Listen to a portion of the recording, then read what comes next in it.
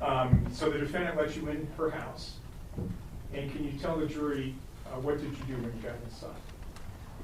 Well, the first thing she did was take me upstairs and actually just sort through the clothes and decided, we looked at the sizes and thought, she said, oh, these ones might fit you and this might be a little big. And we sorted through the clothes and she put them all in a plastic bag and gave them to me. Okay. And then did you talk to her for a while? We did. She had a rabbit and I asked if I could hold it, and we talked for a while about her family, her partner. She told me he worked at a puzzle factory and he worked really long hours, and sometimes she didn't feel like that connected, and because he was so busy, and he would just come home and then go out to the gym, and they didn't really spend a lot of quality time. And about her daughters, and she said they were in high school, and those teenagers who didn't want to talk to their mom, and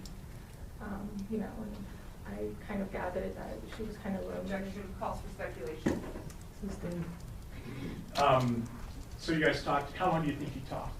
I don't know. It felt like a long time, like maybe an hour or something. Did it seem like too long? Yeah, I mean, several times I told her that I had to go, and I thought she was lonely because she just kept talking over me whenever I brought that up, and so I felt like I was being thoughtful, and listening to her and being kind to her, but eventually I said I really have to go, and I turned and started walking towards the door as we were talking. Okay, and that's towards the front door? Yeah, we saw, yeah.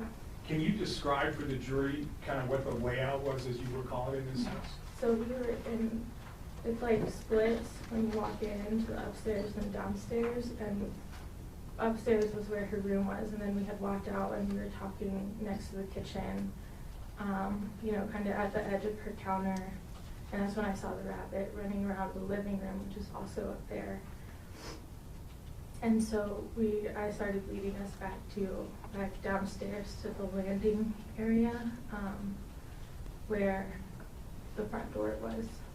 And Ms. Wilkins, in the conversation with the defendant, did the defendant talk to you about her being pregnant? Yeah, we talked about, she said she was 2 weeks overdue, which I don't really have that many friends that Objection, not responsive. Court will sustain the objection. Let me ask you a couple of questions. Yeah. You talked with her about her being pregnant. Yes. And she told you what?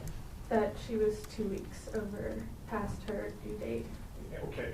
And this was on March 18th? Yes. And when she told you that, what did you think? I thought. Objection calls for speculation. Overruled. You may answer the question. I thought that she was really petite, but I don't know that many people, that have been pregnant. Not a lot of my close friends have been, so. Okay. I didn't really know what to make of it, And so when you got ready to leave, you went down to the front door. Yes. Okay. Can you tell the jury what happened then?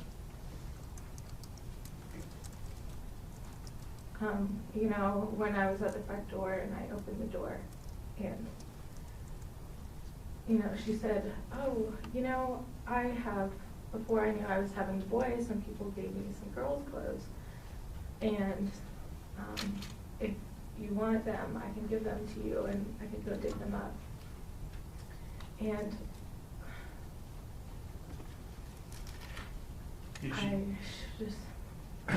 Did she tell you where the girl clothes were? She said they were downstairs. Okay. And she reached in front of me and she closed the door, and I just felt kind of impatient, but that I would just be polite and go see them, even though I didn't really need any more clothes.